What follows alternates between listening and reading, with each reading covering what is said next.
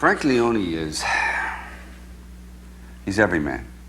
He's a normal, hardworking man who early in his life made a mistake, and that mistake cost him dearly. This woman has been with him throughout the 5 years, or near 5 years of his incarceration. So she stayed by him, and she's a school teacher, and very, very loyal, loving, and highly identifiable. Nothing extraordinary in the sense that she isn't driven to do great things other than make her man happy and live a normal life. So the simplicity of the relationship is very identifiable and an everyday occurrence. But the love there is extremely special because it takes a special breed of person to put up with this. So she's intrinsic to the cohesiveness of the story. Frank doesn't want to become bitter. His philosophy is your body has to be incarcerated behind walls, but your mind is free to go wherever it wants. Now, I know that's simplistic, but that's the way he can get through every day. He looks to the future, he looks to the past, never to the present. He doesn't get hung up on it.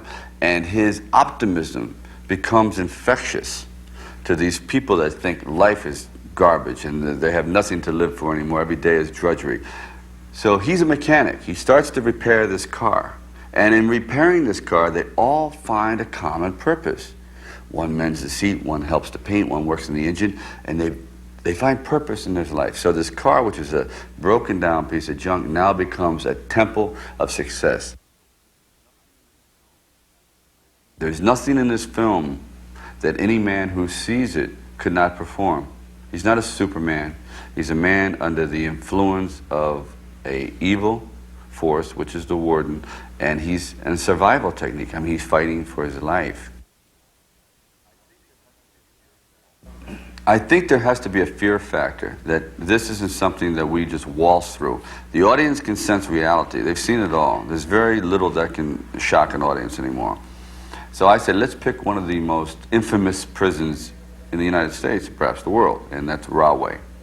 We went in there and people were laying bets that we wouldn't last but a few days because, you know, there's some desperate characters in there. Be whatever their past crimes had been, a lot of them had seen the light and did not want to be perceived on the outside to their families as animals, so they responded very well. And as a matter of fact, they formed, there was a certain group that formed a protective shield. We never used armaments, we never used body armor. There was no protection per se. It was, you have almost 2,500 men and we had maybe 30 guards, unarmed. And you just pray that goodwill abounds, and it did. The football game got rough. I'll tell you, there were some major collisions on that football field. Eventually, I thought there were some hits in there that are worthy of the NFL. I almost broke my leg in this one hit. It was an incredible smack. I'm going, oh, Jesus. Either I have walnuts in my pocket or my knee just went, you know, just go whack! I lose track of that border of reality and fiction.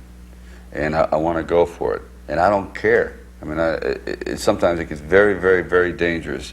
But I don't know, it becomes frenzy. I really do lose sight that it's a gag or a gimmick or a stunt. No. Right now, I really want to win this fight. I really do want to escape, and I don't care what happens. I mean, you go behind those gray walls, there is a sense of doom and enclosure that gets into your bones. It's not a joyful place, and you have to create your own myth or joy or fantasy, which is what Frank Leone does, because these walls, there is no humor there.